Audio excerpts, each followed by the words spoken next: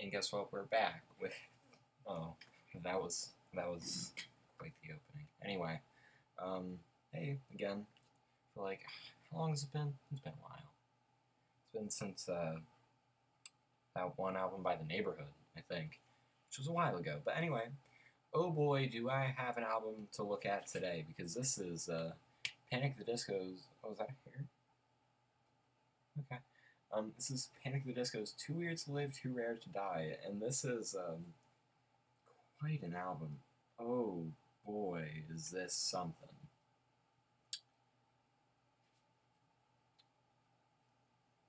I just realized I don't even have the record in here. I'll be right back.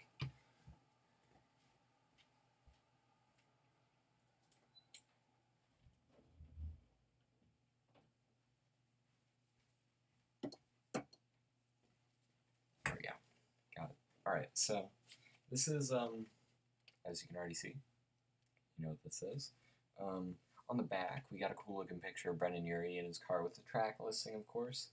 And nothing too special about the packaging. It did come with a really cool, another track listing looking thing here. It's got a track listing down there. And another picture of Bebo in his car. And back when there were actually people in the band. Those were the days. No download code with this one, sadly. But I'll get over that because I already have the album. I thought I may as well get it on vinyl. So it comes in a, I believe this is a European style or a hybrid style slip. Just your basic plain black record with a cool looking graphic of the smoke on the front. So that about does it for the packaging. That's literally all I really got in the packaging. Nothing too special here. It's basic. It's really all you need. Unless it was like some sort of special edition. Special edition that was clear and speckled and rainbow looking and cool, which I could not find, sadly. But hey, you can't win them all. But anyway, this is quite an album to take a look at. This really one I gotta crack my fingers for. Okay, I need to scoot in my chair a little for this one. Ooh, okay, getting serious. So to start off, this is my first Panic! At the Disco album. This is how I got to know them, thanks to one of my friends' stepbrothers. Stepbrother, I think, yeah. Thanks to him, he said, "Hey, go check out this one band," and I'm like, okay. And I look him up, and the first song was literally, I kid you not, the first song, which is also the first song in here, was "This Is Gospel." I hadn't heard anything from Panic! At the Disco. Like I may have heard Irie Sins on Tragedies like once or twice maybe, and not known it. But this right here, this is one big old aesthetic right here, as many would like to say. But start off with side one. Well, starting off is "This Is Gospel," which is quite a fitting song to start off with. It's well, it's very radio friendly. Doesn't take too many risks in terms of production, but I must say the piano version is to die for, which they actually put on a 45 with Death of a Bachelor for, I think it was like a special promotion item at last year's tour. But yeah, I thought that was super cool, and as soon as I saw it, I'm like, oh, I'm never gonna have this gospel piano version on vinyl, but they put it on the live edition, which was really neat of them to do. But this is definitely a song that most people have heard by them, other than Irie Sins on Tragedies, whether it be hearing it on the radio, or it's gotten quite popular in terms of like things on the internet and stuff. Like people just edit it into things. Like when people fall in videos and stuff, they put the "If You Love Me, Let Me Go" part in it, and I don't know. I mean, I guess it's funny. I don't know. It's something. But anyway, it's just all around a good song. Like I mean, there's no other way to describe it. The next song, Miss Jackson, featuring the Lolo, which I don't even know why they call this a feature. She's only in there for like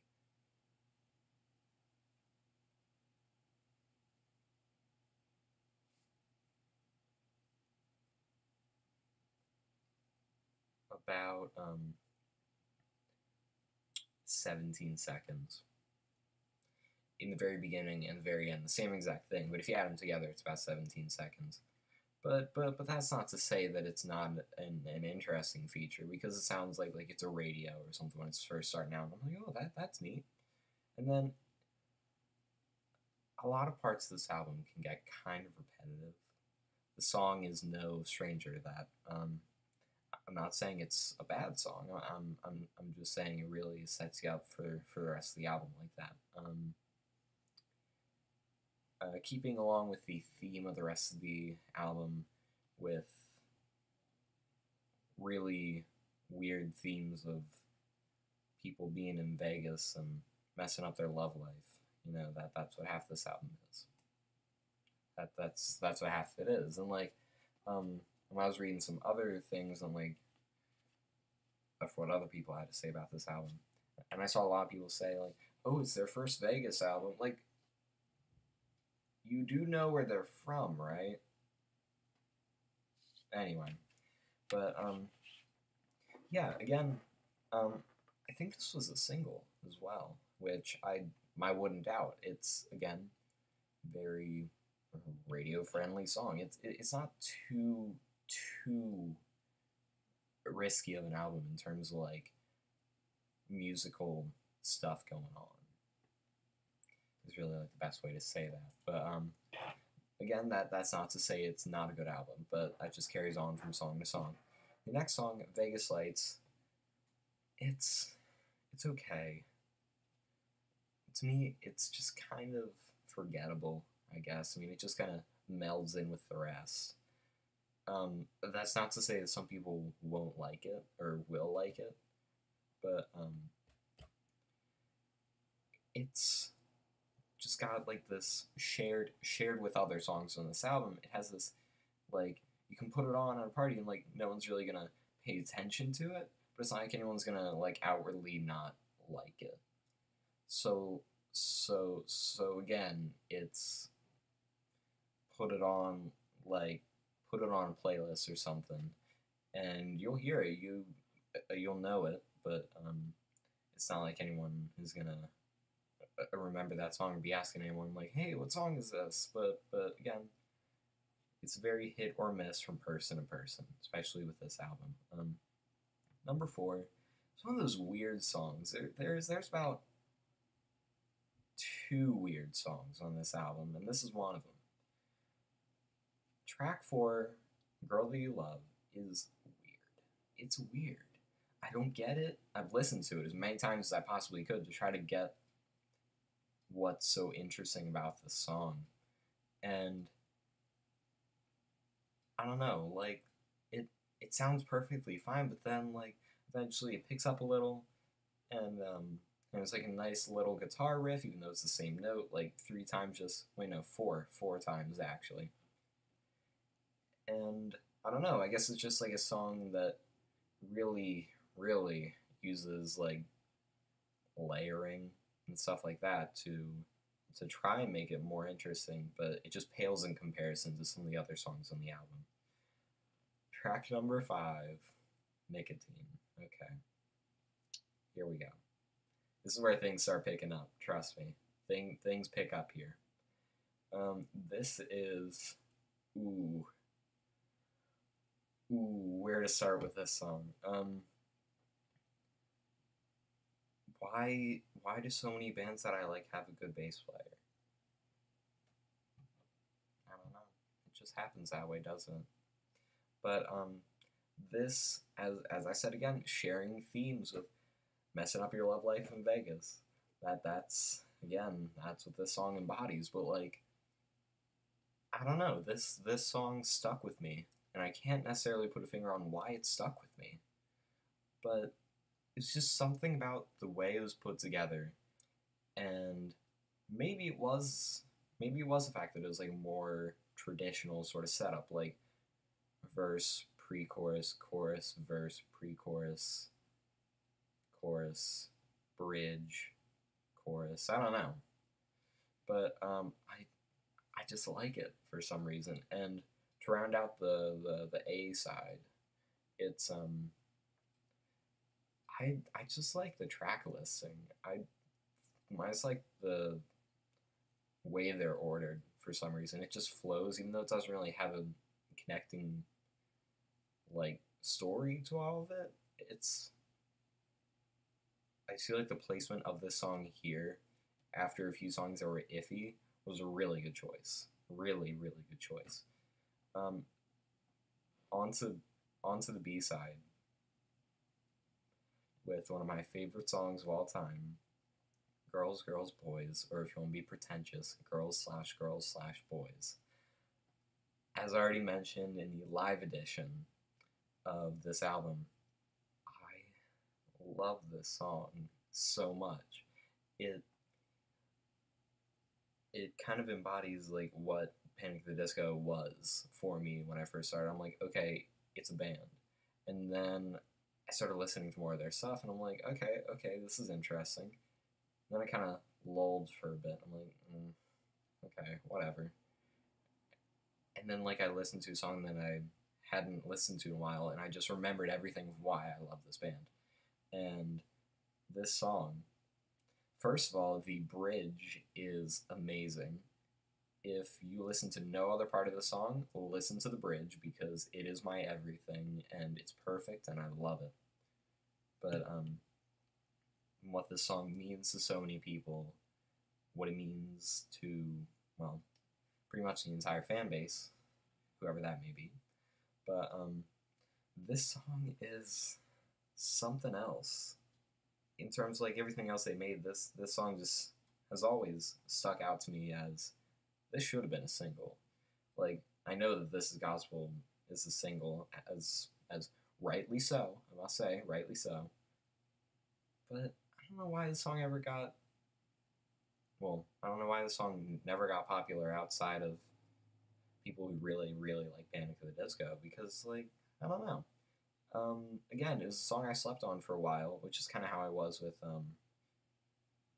the next song. But eventually it grew on me, and I'm like, this is actually really good. And I started to understand this album more, which takes me to the next song, Casual Affair, which check out my SoundCloud. I did a cover of this once. Product placement. But Casual Affair, again, messing up your love life in Vegas. If Brendan couldn't have nailed this in your head more, then sue him. But it's starts off with this really weird synth noise, and you're like, well, this is different because it's like nothing else on the album, and you're just thinking, okay, this is kind of ominous. Where are you going with this? And then like, well, it just keeps going, and you're just along for the ride, and I feel like the studio version doesn't do it justice. You have to listen to the live version. If it helps, there's a lot of blue lighting in the video, I think. But yeah, that does it justice. But I don't know. It's just something about like the way they introduce the chorus to you or something, or like the sudden shift from like a normal voice like falsetto sort of, which is pretty common in Panic at the Disco albums, but or songs for that matter. But yeah, I mean all around this definitely sticks out. This definitely sticks out on the rest of the album. All right, next song, Far Too Young to Die. Again, messing with synthesizers again. Kind of makes me think of the first album, like back when they had full access to a synthesizer and they didn't know what to do with it. Um, I think they know what to do with it now. But Far Too Young to Die has this really like late 2000s, early 2010s feel for me. I don't know. I guess it's just the way that the chorus is arranged, and I don't know. It's like it's kind of a song about someone who's like on their deathbed, which like doesn't really go with the themes of this necessarily. But that's not to say it wouldn't be good on any other album. Like it definitely could have fit on like if it made it more like an acoustic sort of thing. It definitely could have fit on Vices and Virtues. I definitely think it could have. But yeah, I mean it's not a song you have to go out and listen to like as soon as this is over, but It's part of the album, and I respect that. Which, that's exactly how I feel about Colorful as well, because Far Too Young to Die, which was right after Casual Affair, which was right after Girls, Girls, Boys, which was right after Nicotine, which was right after Girl Do Love, which was right after Vegas Lights. Anyway, Colorful is not colorful, but collar, like collar, like a collar. I never got that until just now when I said it out loud, and I'm like, they probably thought I said colorful with a weird accent. No, it is literally like. Let me take a look here. Let me center this. There you go. Track number 9. Over there. Yeah, I never noticed that until just now. That's weird. Huh. Interesting. But again, the second half is very synthesizer heavy. And colorful colorful. That's weird. I don't like it. I don't like it. But that's just weird to say. But the song on the other hand is pretty alright. Definitely better than Far Too Young to Die, which is definitely better than Girl Do You Love. That is the one song that I do not like on this album, track number 4. But I don't know, like there's just something about Brendan's vocals in this. Like it's a nice happy medium in between what he usually does with his crazy voice things that he does on a regular basis or something. But I don't know. I like this song. It's I don't know about the placement of it. It was really weird to place it at the very end almost. But that's not to say that the last song isn't gonna like absolutely destroy your heart. The End of All Things, which let me fact check myself. I'm pretty sure this is right, but I just want to find out for sure.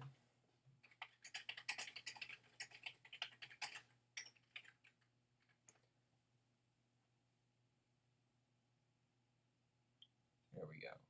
Yep, I was right. So this guy right here. Oh no, wrong side. This guy right here, Mr.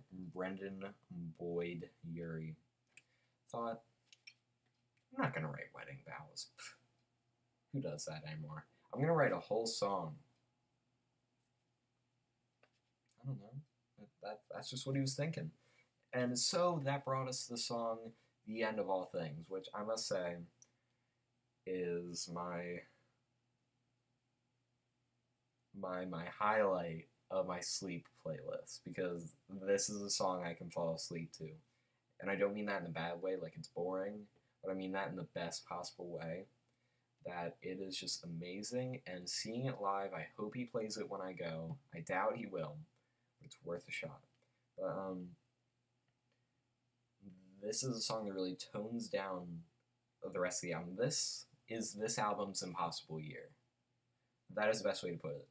This is this album's Northern Downpour. This is this album's what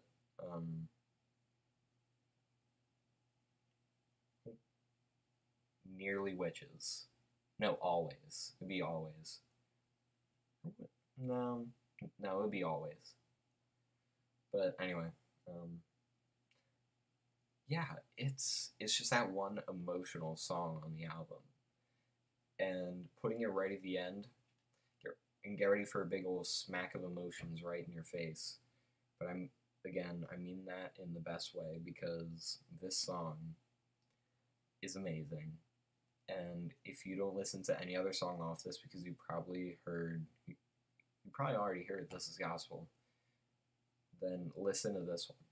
Listen to The End of All Things, B-side, track number 10. And I guess that's it. It's a short album. It's a pretty short album. Could have been longer, but at the same time, there are B-sides. Well, there's already B-sides, but anyway. But there's like extra songs and stuff that actually I haven't heard them yet. Apparently there are like 2, I think, but like Vices and Virtues had like 6. Jeez, I don't know, but yeah, I mean, just as this album alone, it's a it's quite an album. Again, it has its ups and downs, especially near the middle. But as soon as you get past the slump in the middle, everything from track 5 onwards is just pure gold. Love it. But being as this was my first Panic album, it holds a near and dear place in my heart. And well, I don't know what your first Panic album was, but hopefully that's the same way you feel about yours. But again, thank you for watching. This has been Too Weird to Live, Too Rare to Die by Panic at the Disco, released in, what do I want to say, 2013? Yep, 2013. But anyway, thanks again for watching. I'll be back soon for probably the first Panic album, because I got that too today, but I don't know when I'm going to do that. Now, I'm going to go put this on and have some dinner. I don't know. Like I'll just listen to the whole thing again. I don't know. So anyway, it has been a fun time. Hopefully you had a great time as well. And I'll see you guys later for the next review. So, goodbye. And find me some more music to review, please. I'm running out of things. Okay. Now I'm done. Bye. That's the wrong button.